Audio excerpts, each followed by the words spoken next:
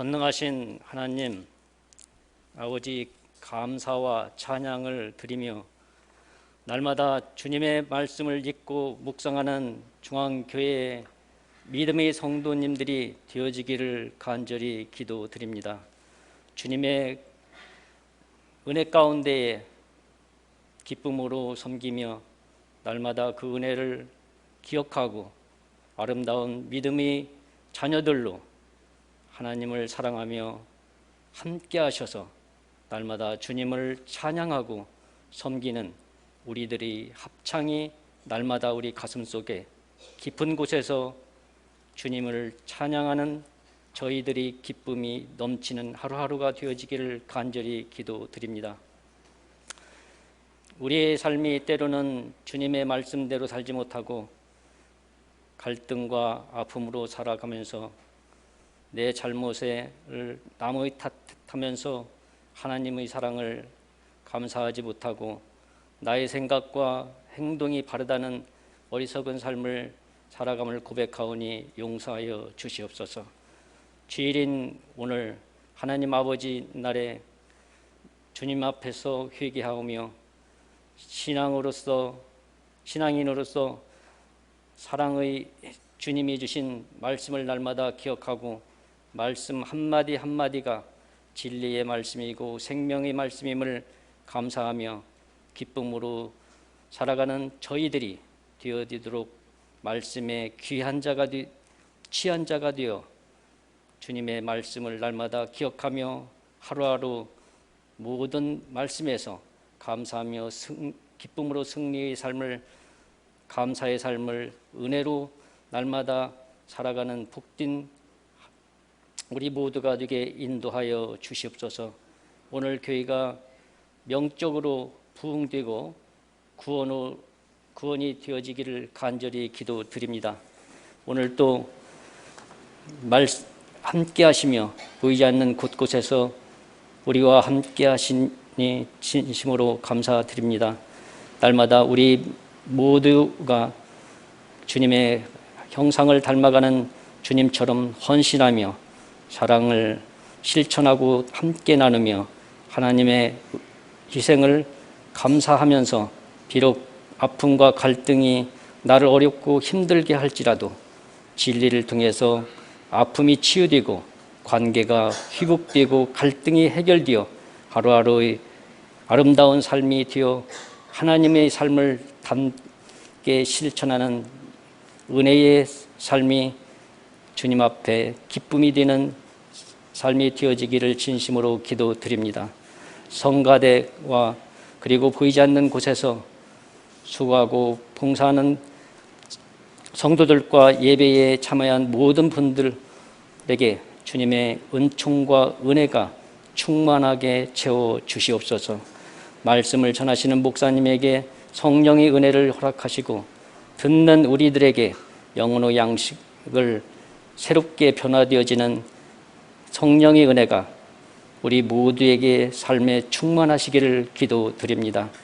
하나님의 소리를 잊지 않고 날마다 들을 수 있는 귀를 주시옵고 눈을 밝게 하여 하나님을 볼 수 있게 도와주시옵소서.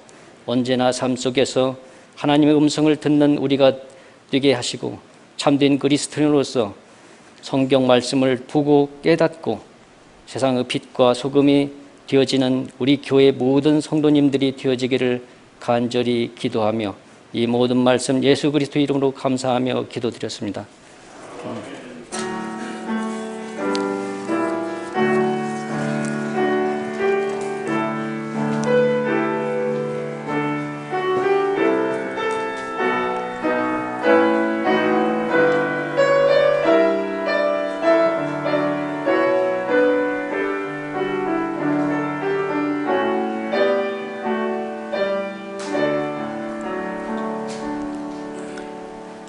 오늘 우리에게 주시는 하나님의 말씀 빌립보서 1장 1절부터 11절 말씀입니다. 신약 317페이지 있습니다. 말씀 찾으신 줄 알고 말씀 통독해 드리겠습니다. 그리스도 예수의 종 바울과 디모데는 그리스도 예수 안에서 빌립보에 사는 모든 성도와 또한 감독들과 집사들에게 편지하노니 하나님 우리 아버지와 주 예수 그리스도로부터 은혜와 평강이 너에게 있을지어다. 내가 너희를 생각할 때마다 나의 하나님께 감사하며 간구할 때마다 너의 무리를 위하여 기쁨으로 항상 간구함은 너희가 첫날부터 이제까지 복음을 위한 일에 참여하고 있기 때문이라. 너희 안에서 착한 일을 시작하신 이가 그리스도 예수의 날까지 이루실 줄을 우리가 확신하노라. 내가 너희의 무리를 위하여 이와 같이 생각하는 것이 마땅하니 이는 너희가 내 마음에 있음이며 너의 매임과 복음을 변명함과 확정함에 너희가 다 나와 함께 은혜에 참여한 자가 됨이라. 내가 예수 그리스도의 심장으로 너의 무리를 얼마나 사모하는지 하나님이 내 증인이시니라. 내가 기도하노라. 너의 사랑을 지식과 모든 총명으로 점점 더 풍성하게 하사 너희로 지극히 선한 일을 분별하며 또 진실하여 허물 없이 그리스도의 날까지 이루고 예수 그리스도로 말미암아 의의 열매가 가득하여 하나님의 영광과 찬송이 되기를 원하노라. 아멘.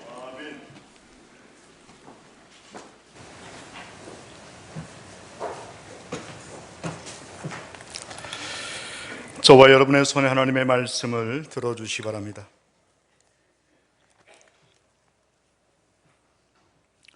다 같이 함께 합시다. 시작. 이 말씀은 나 영혼을 살리는 생명의 말씀이요 이 말씀은 우리의 가정과 교회를 풍요롭게 하는 축복의 말씀이요 이 말씀은 세상을 변화시키는 능력의 말씀이다. 아멘.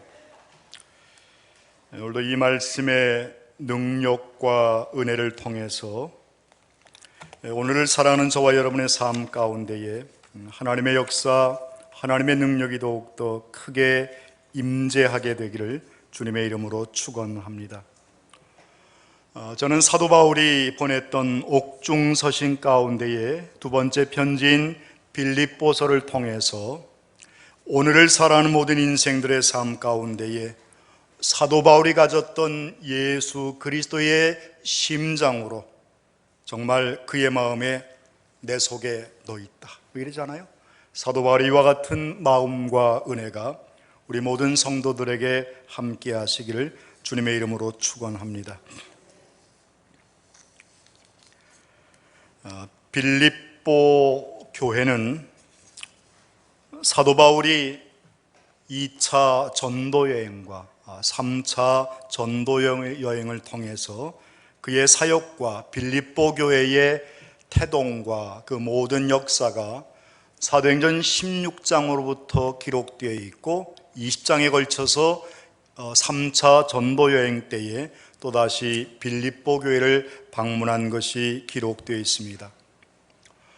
사도행전 16장을 통해서 사도 바울이 안디옥 교회의 파송을 받고 그가 복음을 증거하는 과정 속에서 처음에는 아시아의 복음을 증거하려 했으나 하나님께서 성령을 통하여 그에게 드로아에서의 환상을 보여주셔서 마게도니아 사람 한 사람이 우리를 와서 도우라는 그 환상을 통해서 네아폴리를 거쳐서 마게도니아 지역에 들어가게 되고 그리고 마게도니아 지역의 첫 성읍이었던 빌립보에서 복음을 증거하며 빌립보 교회가 세워지는 놀라운 역사를 경험하게 됩니다.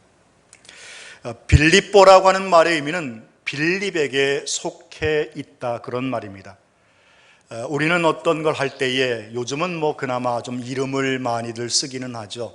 무슨 헤어샵 자기 이름을 넣어서 하지만 우리 한국 사람들은 이 공동체 의식이 좀 강하다 보니까 어떤 개인주의적인 성향을 조금 꺼려하는 바가 있어서 이름 쓰는 것을 그렇게 달가워하지 않습니다. 그러나 서양 사람들은 대학의 이름들도 거기에 설립자의 이름을 통해서 많이 붙이죠. 하버드, 예일, 그 다음에 스탠포드 이렇게 다 사람 이름으로 많이 붙입니다.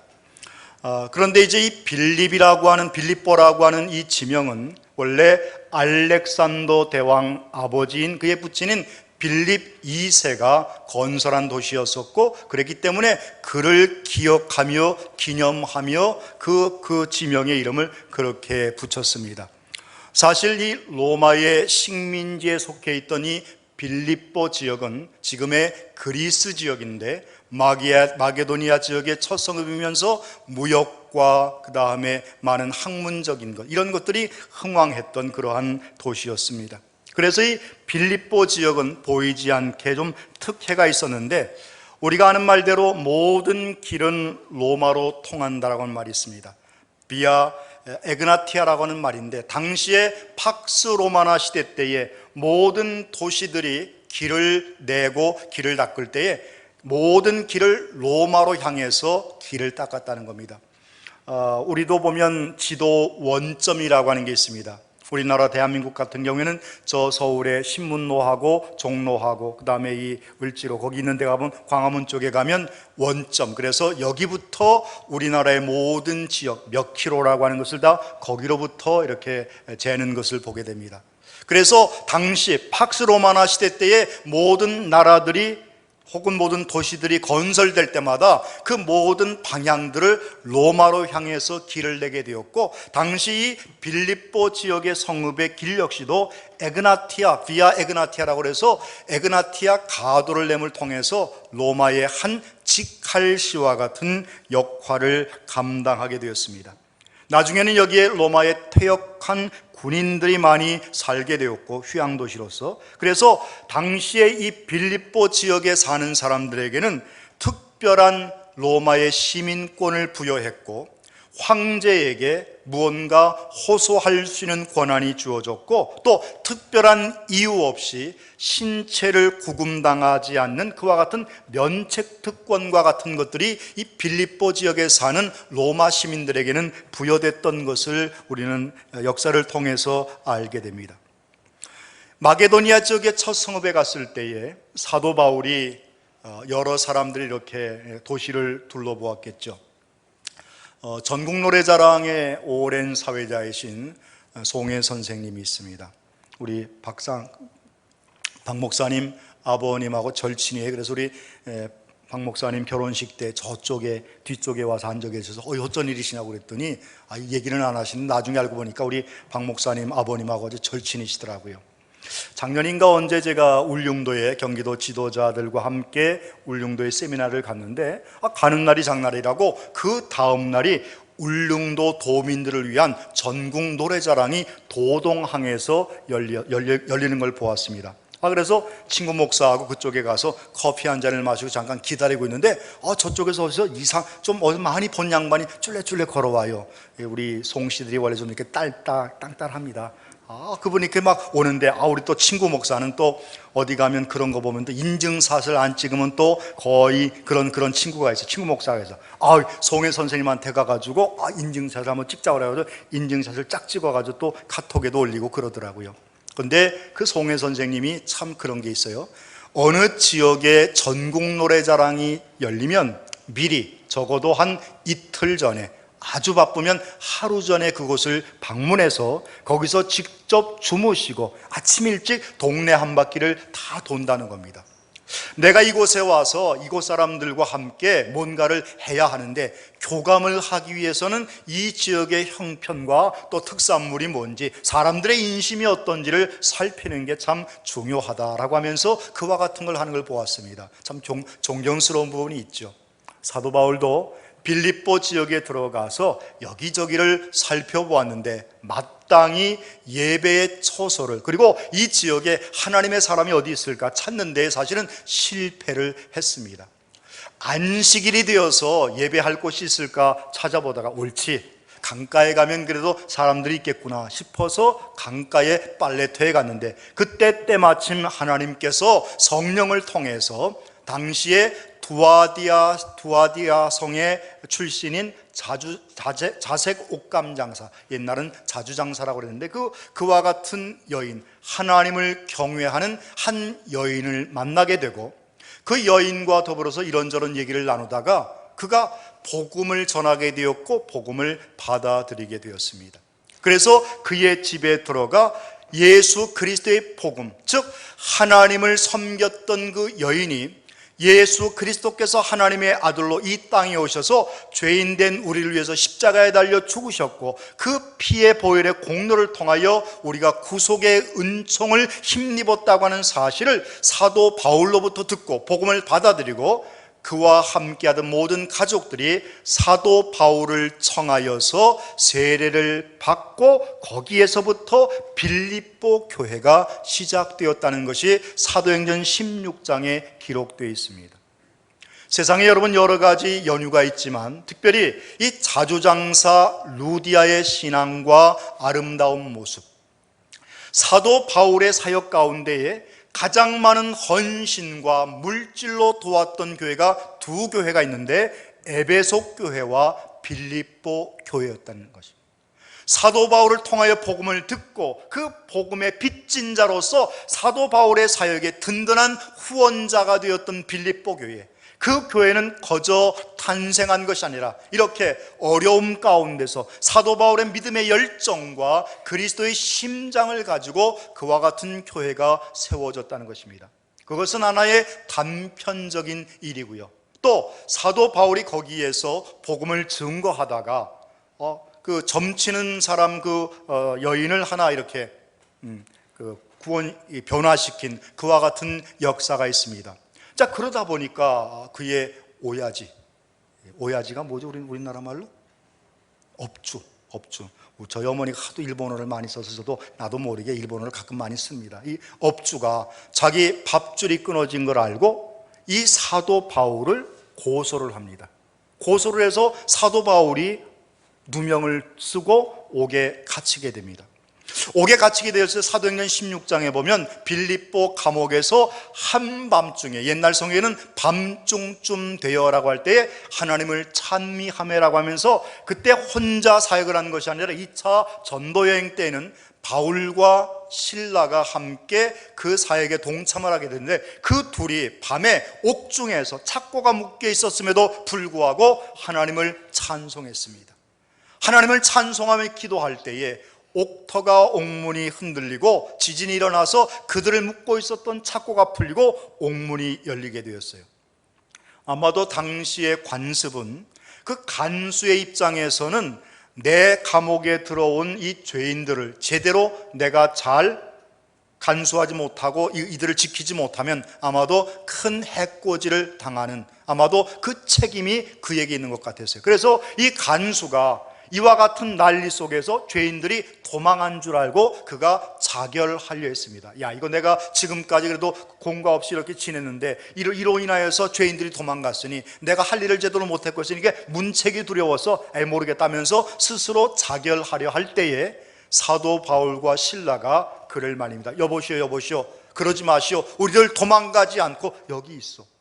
간수의 입장에서는, 지금까지들 많은 사람들의 입장에서는 내가 피할 길이 있고 도망할 길이 있으면 도망하기 바빴는데 저들은 도대체 어떠한 사람들이었기에 도망하지 않고 그리고 이렇게 있는가? 아마도 그가 이런저런 상담을 하게 되었죠. 사도행전 16장에는 자초지정은 스토리는 나와 있지 않고 내가 어떻게 하여야 구원을 얻겠습니까? 라고 고백하였을 때에 사도 바울이 그러면은 주 예수를 믿으십시오. 그리하면 당신과 당신의 집이 구원을 얻을 것입니다. 라고 간략하게 누가를 통해서 기록하고 있지만 아마도 그와 같은 형편 속에서 아마도 그 간수가 신세 한탄이 터져 나오지 않았을까?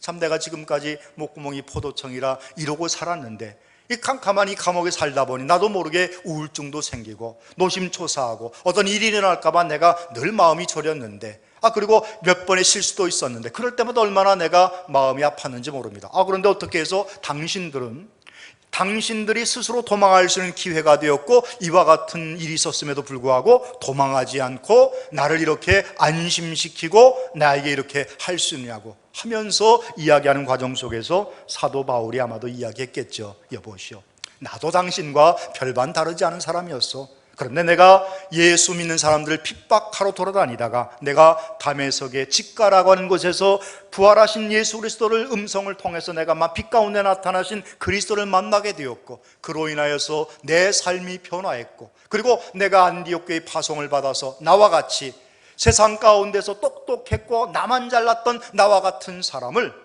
내가 이렇게 증거하는 사람으로 내가 변모하게 되었소라고 하면서 그에게 그와 같은 것들을 이야기했겠지 않았겠습니까? 그러면서 사도 바울이 복음을 전했겠죠. 예수 그리스도의 십자가의 보혈이 세상에 상처 입고 고난 가운데 있고 환난 가운데 있는 모든 이들에게 새로운 생명을 주고 두려움을 떨치고 모든 것들을 이기게 하십니다. 그때에 그 간수가 사도 바울에게 요청하였을 때에 예수님을 믿으십시오. 그러면서 아마도 그에게 복음을 통해서 그로 하여금 그의 입술로 예수 그리스도가 구원자이심을 고백하게 했고, 그로 말미암아 이제 그 간수가 이 바울과 실라를 자기 집에 들여다가 씻기고 그에게 세례를 받고 그도 함께 그리스도인이 된 그와 같은 사건이 사도행전 16장에 기록되어 있습니다. 저는 사도행전 16장을 읽으면서 그런 생각을 해보았습니다. 복음의 능력과 역사는 평안할 때에, 좋을 때 역사하는 것이 아니구나. 환난과 고난의 때에, 어찌할 수 없는 막다른 환경에 처하지만 하나님은 그와 같은 환경과 여건을 하나님은 개의치 아니하시고 성령의 역사를 통하여 가장 환난과 고난과 어려움 가운데서 하나님은 우리에게 역사하셨다는 사실을 깨닫게 되었습니다. 여러분, 오늘 우리의 시대는 어떻습니까? 요즘은 BC, Before 코로나와 AD, After Disease로 구분되는 시대를 살아가고 있습니다. 우리 모두는 다 하루속히 코로나19 사태가 종식되기를 원하고 있고, 기도할 때마다 그렇게 되기를 하나님 앞에 원하고 회복의 역사가 일어나기를 원하고 있습니다. 그런데 여러분, 한 번 더 생각해 보셔야 됩니다. 많은 사람들이 그래요. 빨리 끝나야 그때 교회도 우리가 참석하고 열심히 예배하고 끝나야 함께 모여서 식사도 하고 끝나야 종식돼야. 여러분, 지금 제대로 안 하는 사람이 끝나면 제대로 하겠습니까? 여러분, 좀 더 우리가 깊게 생각해 봐야 됩니다. 지금 하지 않는 사람이 나중에 일이 되었다고 그때 제대로 하겠냐고요. 여러분, 아이들이 자라면서 걸음마를 한번 생각해 보십시오. 아이들이 이제 자기가 내가 이제 돌이 되었으니 내가 돌날에 내가 벌떡 일어서리라. 그때까지 내가 조금 내가 다니다 보면 무릎 깨질 것이고 이마도 지치니까 내가 좀 이렇게 잘 보호하고 있다가 내가 돌 되는 날 내가 일어서리라. 빨딱 일어섭니까? 아마도 그렇게 일어서는 아이 하나도 없습니다. 은연중에 일어서려고 바둥바둥 떨고 짚고 서다가 머리도 들이받고 뒤로 자빠져서 울기도 하고 몇 번 수십 번씩 넘어지고 깨지면서 마침내 다리에 힘을 얻어 걸을 수 있는 것처럼 우리가 어느 순간에 무엇인가를 할 수 있다라고 자만해서는 안 된다는 것입니다. 우리가 때를 얻든지 못 얻든지 내 형편과 상황 속에서 하나님의 은혜가 주어질 때마다 그 은혜에 응답하는 삶으로 살아가는 것, 그것이 오늘 우리에게 요구되고 있다는 것입니다. 다음 주에 보시면 여러분, 희망을 노래하다, 코로나19 시대에 우리가 함께 음악회를 통해서 절망 속에 있는 우리에게 새로운 희망을 주고자 희망 콘서트를 엽니다. 사실 5월에 하려고 했던 거 6월로 미뤘고요, 6월에 하려고 했던 거 7월로 미뤘습니다. 3번 미뤘어요. 그런데 이제 더 이상은 미룰 수 없을 것 같아요. 물론 여러 가지 어려움도 있고 여러 가지 우리에게 걸리는 것들도 꽤 있습니다. 제가 이 코로나19 이 희망 콘서트를 준비하면서 우리 담당자가 저에게 그렇게 연락해요. 목사님, 저 순서지에 인사말 하나를 넣어주셔야 되는데 인사말 하나 써주시죠. 도대체 뭔 인사말을 쓸까? 목회자에게 무슨 칼럼이라든가 이런 걸 써달라고 그러면 저는 그런 건 잘 써요. 신문 사설도 쓰고 칼럼도 쓰고 이것저것은 그나마 쓰는데 인사말 써달라고 하면 참 좀 고민이 많습니다. 그래서 제가 보낸다고 2주를 끌었어요. 2주를 끌다가 지난 월요일 날 제가 보냈습니다.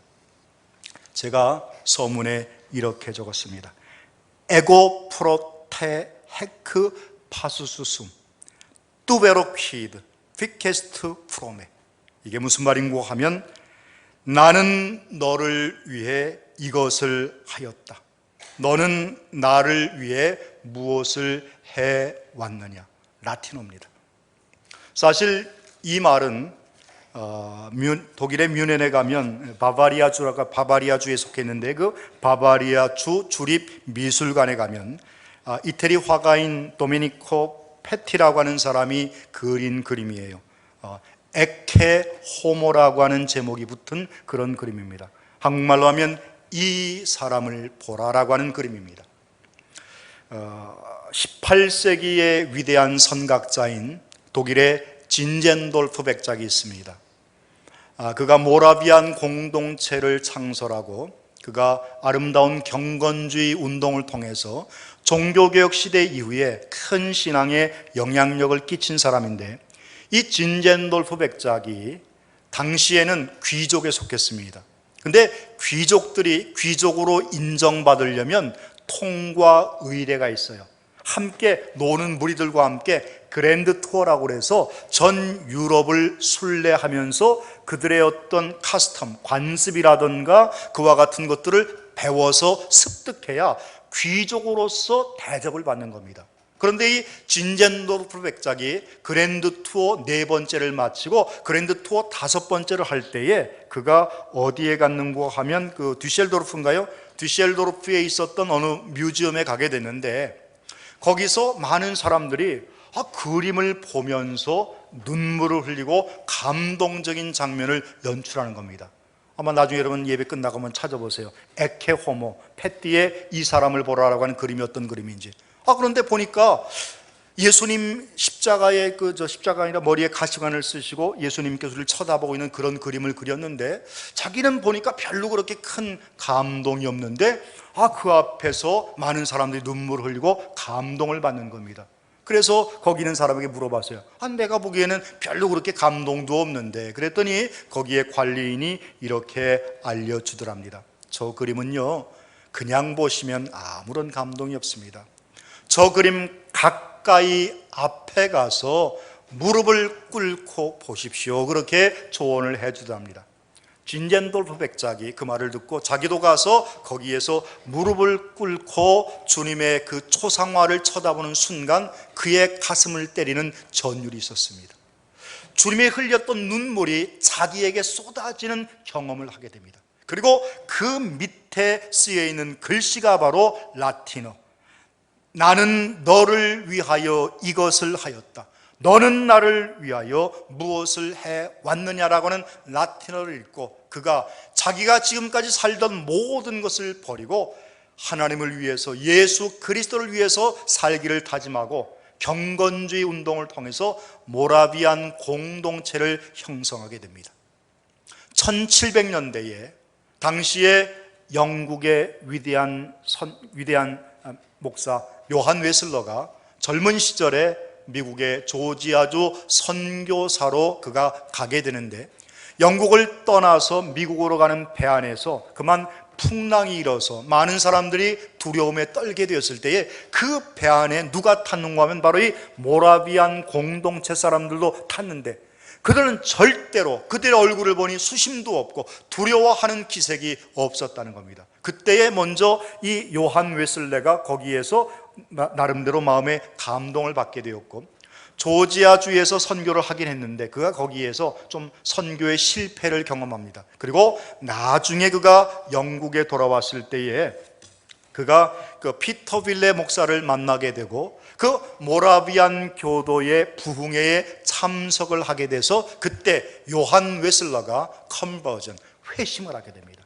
지금까지 목사로서 나름대로 내가 하나님의 은혜를 살아왔다고 했는데 그가 거기에서 그들의 경건주의 운동과 하나님의 말씀에 젖어 있는 그들의 삶을 함께 참여하면서 거기에서 성령의 임재를 체험해요. 그래서 오늘의 감리교회를 창시하게 된 연유가 거기 있습니다. 여러분, 주님은 말씀하십니다. 너희는 넉 달이 지나야 추수할 때가 이르겠다 하지 아니하느냐. 그러나 나는 너희에게 이르노니 너희 눈을 들어 밭을 보라. 희어져 추수하게 되었도다라고 말씀하고 있습니다. 요즘은 보면 온라인 시대, 오프라인 시대를 함께 살아갑니다. 어느 목사님이 그러시더라고요. 지금은 with 코로나 시대라고, 함께 가는 시대라는 겁니다. 그리고 온라인과 오프라인을 합쳐서 온라인, ALL. 농구 선수에 보면 올라운드 플레이라고 있습니다. 수비도 하고 공격도 하고 하는 그런 선수를 의미하죠. 우리는 정말로 지금은 올라운드 예배자가 되어야 됩니다. 우리가 모든 일에 있어서 하나님의 말씀 앞에, 그래서 지난 수요일 날 미래 목회 포럼이라고 하는 잠깐 그 포럼에 참여를 했는데 한 15명의 목회자들이 모여서 앞으로 코로나 이후 시대에 교회에 나가야 할 방향성과 오늘날 우리 교회 문제점들이 무엇인가를 짚어보고 서로 얘기하고 기도하는 그런 시간입니다.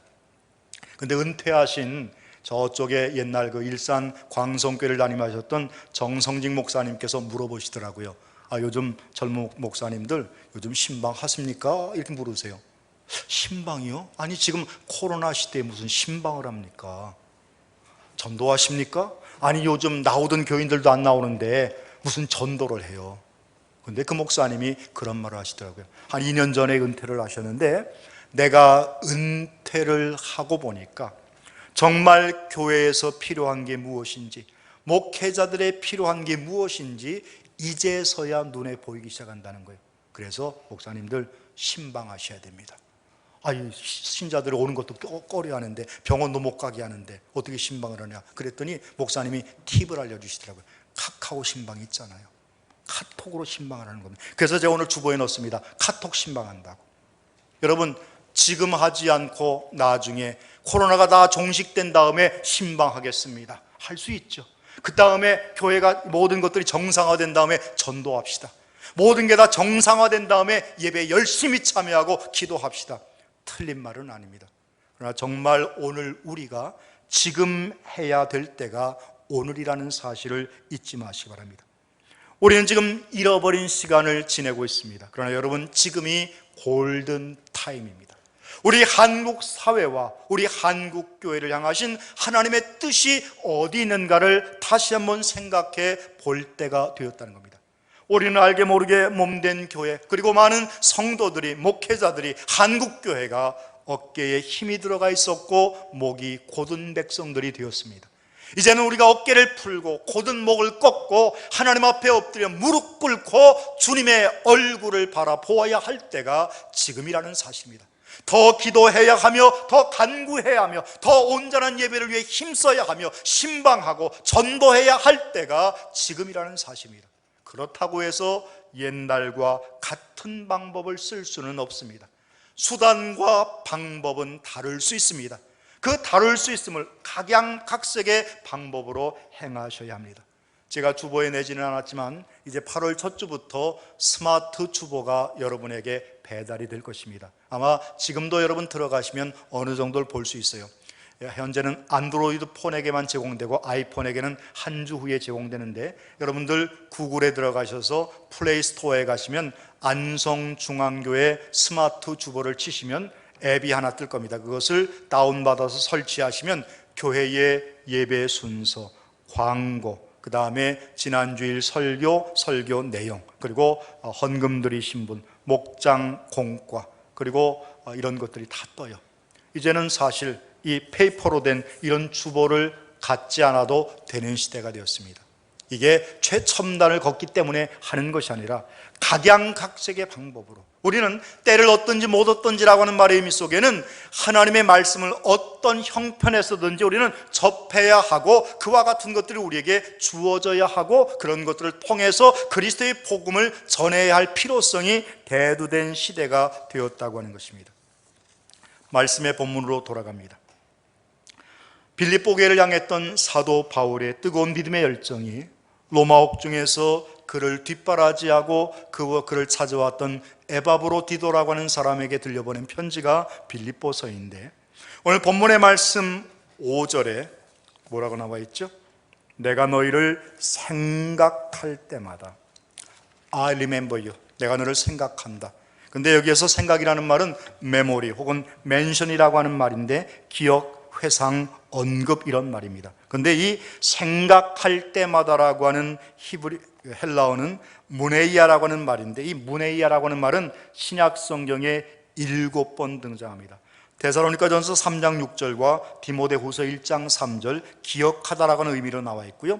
로마서 1장 9절, 에베소 1장 16절, 오늘 데살로니가전서 1장 2절과 오늘 본문의 말씀 빌립보서 1장 3절, 빌레몬서 1장 4절에 언급되어 있는데, 여기에서 내가 너희를 생각할 때마다라고 하는 이 무네이아라고 하는 말의 의미는 내가 너희들을 떠올릴 때마다 이런 말이 아닙니다. 이 말은 원래 기도라고 하는 말과 결합되어서 나타나는 말입니다. 이 말을 다른 말로 이야기하면 내가 너희를 위해서 기도할 때마다, 그런 뜻입니다.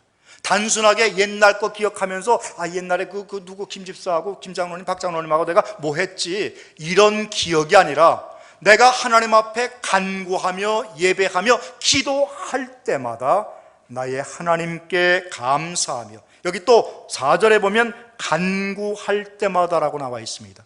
여기에서 간구할 때라고 하는 말의 의미는 그 헬라어의 데시스라고 하는 말인데, 데시스라고 하는 말은 원하다, 바라다, 간청하다, 탄원하다라고 하는 뜻입니다. 그런데 이 말의 원래의 뜻은 부족하다, 결핍이라는 말입니다. 내가 하나님 앞에 구하는 궁극적 이유는 무엇입니까? 내가 하나님 앞에 원하는 바가 있고 바라는 바가 있고 부족함이 있기 때문이라는 뜻입니다. 그런데 이 단어 역시도 늘 하나님 앞에 간구할 때에 함께 사용된 말이 간구라는 겁니다. 어떤 분이 하나님 앞에 이렇게 기도했더랍니다. 하나님, 나로 행복하게 해주세요. 여러분, 행복이란 말 아시잖아요.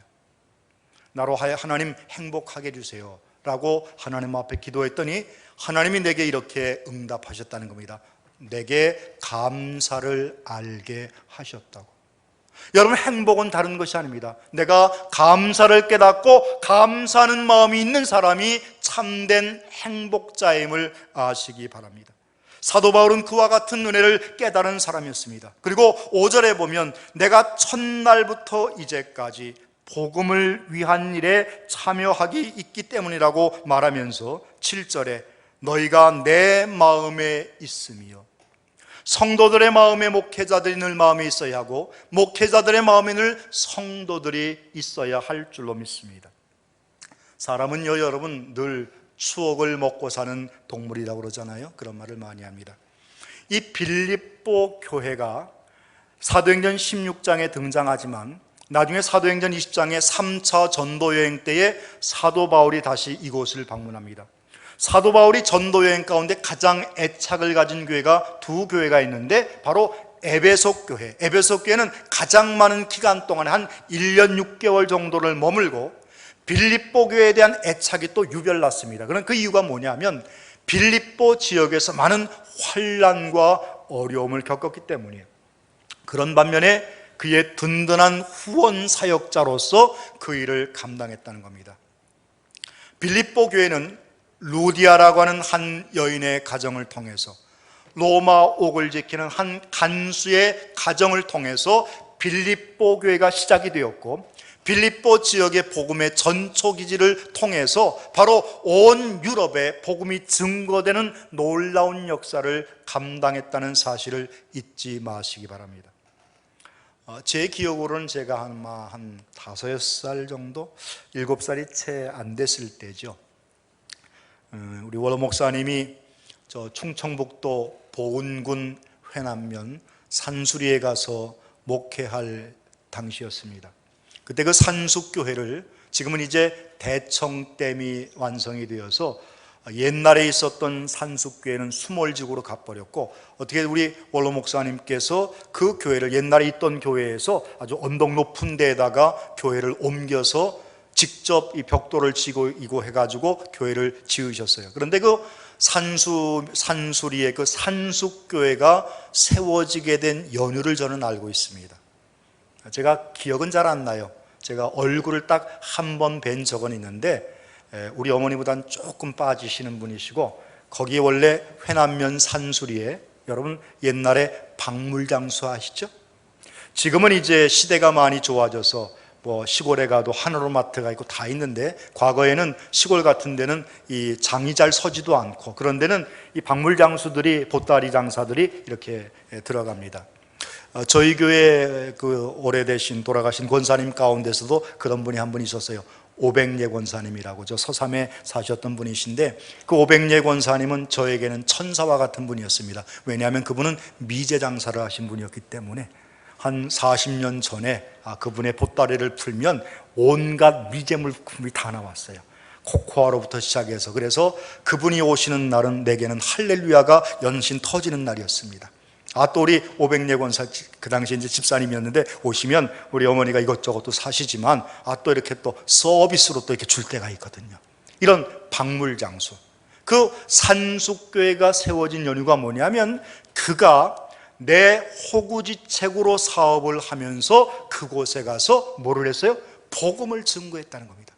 내 육신의 영달을 위해서 산 것만이 아니라 내가 받은 그리스도의 복음, 십자가의 은혜를 그 산골 오지에 가서도 복음을 증거했고, 거기에서 거듭난 신자들이 생기게 되었고, 그로 인하여서 교회가 세워지게 되었다는 겁니다. 여러분, 이 얼마나 큰 역사입니까?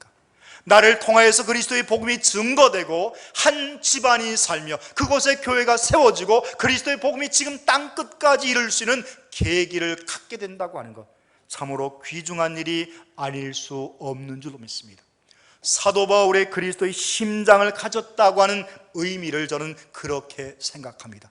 지금 내가 복음의 씨앗을 심지만 이 복음의 씨앗을 통해서 그리스도의 놀라운 역사가, 십자가의 능력이 전 세계에 증거될 것을 사도 바울은 소망했으며, 하나님께서 그에게 비전으로 보여주셨으며, 내가 지금 고난과 환난과 어려움을 겪지만 이것을 통해서 하나님의 위대한 역사가 증거될 것이라고 하는 위대한 비전을 깨달은 자가 되었기에 나는 그리스도의 심장을 가졌다라고 고백하고 있는 것이 아니겠습니까? 여러분, 저와 여러분이 우리의 가정과 삶의 자리에 그리스도의 심장에 뜨거운 열정이 있어야 할 줄로 믿습니다. 내가 하는 것이 하찮은 것이 아닙니다. 오늘 눈물을 흘리며 씨를 뿌리는 자는 기쁨으로 그 단을 거둔다 하셨던 것처럼, 내가 하는 찬송이, 내가 하나님 앞에 드려지는 기도가, 내가 하나님 앞에 아름답게 드려지는 연보가, 이 모든 것들이 하나님의 영광을 위하여 쓰여진다는 사실을 기억하시고 주신 바 사명을 감당해 나가는 저와 여러분이 될 줄로 믿습니다. 오늘부터 성가대, 찬양대의 찬양이 없어졌습니다. 당분간은 하지 않을 것입니다. 국가의 시책이 그렇기 때문에 그런 것은 아니고요, 어느덧 모르게 우리 찬양대원들의 믿음의 열심이 식어진 것을 제가 느꼈습니다. 한 주간에 기도하면서 하나님 어찌할까요? 지난 주간에 당회에서도 말씀을 드렸었고, 또 우리 교육자들하고도 끊임없이 대화를 통해서 제가 의견들을 청취하고 들어보았습니다. 제가 새벽 기도를 통해서 끝나고 기도하면서 내린 결론은 이것입니다. 이쯤에서 접는 것이 좋겠다. 그 말의 의미는 믿음의 열정이 있지 않고는 우리가 행하는 모든 것이 껍데기 신앙일 수밖에 없다는 겁니다. 언제 찬양대가 재개될지는 여러분에게 달려 있습니다. 찬양대원 한 사람 한 사람이 주님을 찬송하고자 하는 믿음의 열정이 새로워질 때 여러분들 스스로 알아서 하십시오. 복음은 하나님을 사모하는 자, 믿음의 열정을 가진 자에게 하나님이 함께하는 줄로 믿습니다. 당분간은 우리 교육자들이 다음 주에는 찬양을 할 것이고요, 여전도회, 남전도회, 장로님들, 안수집사님들이 돌아가면서 찬송을 할 것입니다. 예배의 순서가 뒤바뀌는 것은 아닙니다. 우리가 예배라고 하는 것은 하나님 앞에 고백과 찬송이 있어야 합니다. 사실 제가 이런 말을 여러분에게 드리기가 상당히 마음에 꺼려졌습니다. 그러나 제가 지금에서 말씀드릴 수 있는 것은 우리가 우리의 믿음의 신발끈을 다시 고쳐매야 할 때가 지금이라고 생각되었기 때문입니다. 많은 사람들이 코로나가 끝나고 그때 돼서 우리가 예배도 마음껏 드리고 마음껏 찬송하고 하나님 앞에 봉사하겠다고 마음의 결단을 가졌을지 모르겠지만 내일이면 늦습니다. 오늘 밤 저와 여러분의 영혼을 부르시면 우리의 모든 것이 허사일 수밖에 없습니다. 지금 하셔야 합니다. 내일이면 늦습니다. 내가 나의 자녀들에게 사랑한다는 말도 지금 해야 하고, 함께하는 사람들에게 사랑의 표현을 지금 해야 그 사랑이 온전한 사랑인 것처럼, 오늘 우리가 하나님을 사랑하는 믿음의 삶을 살아가는 저와 여러분일진데, 물론 방법과 여러 가지 것들은 조금씩 예전보다는 다른 방법으로 표현될 수 있을 것입니다. 그러나 그 정신만큼은 새로워져야 한다는 것입니다. 우리가 더욱더 하나님 앞에 믿음의 열정을 가지고 주님을 사랑하시기를 소망합시다.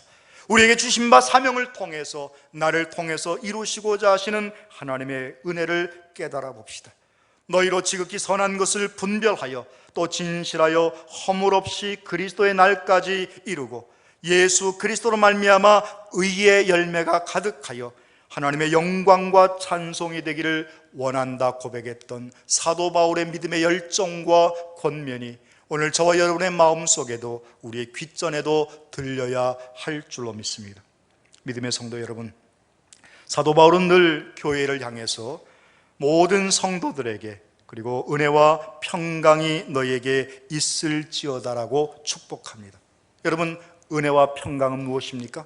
세상이 주는 것이 아닙니다. 주님이 주시는 것이고 십자가의 은혜를 통하여서 받는 것입니다.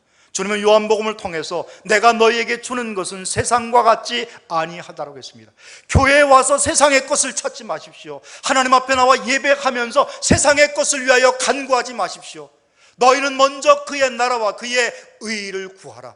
하나님의 백성으로서 내가 추구해야 될 진리가 무엇이며 하나님께서 나에게 원하시는 바가 무엇인가를 원하고 바라는 마음가짐의 자세를 가지고 주 앞에 나아갈 때에 주님께서는 우리의 삶의 자리에 필요한 모든 것들, 구하지 아니한 것까지도 우리에게 응답하시며 채워주실 줄로 믿습니다.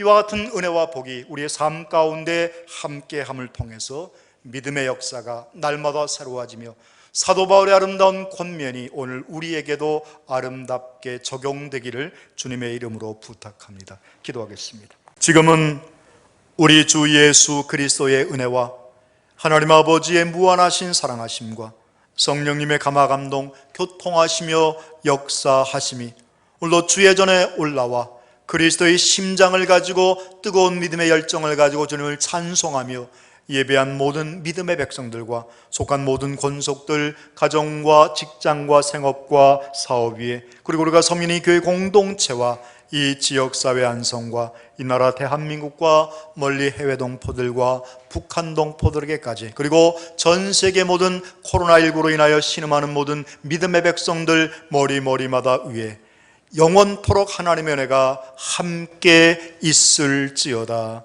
아멘.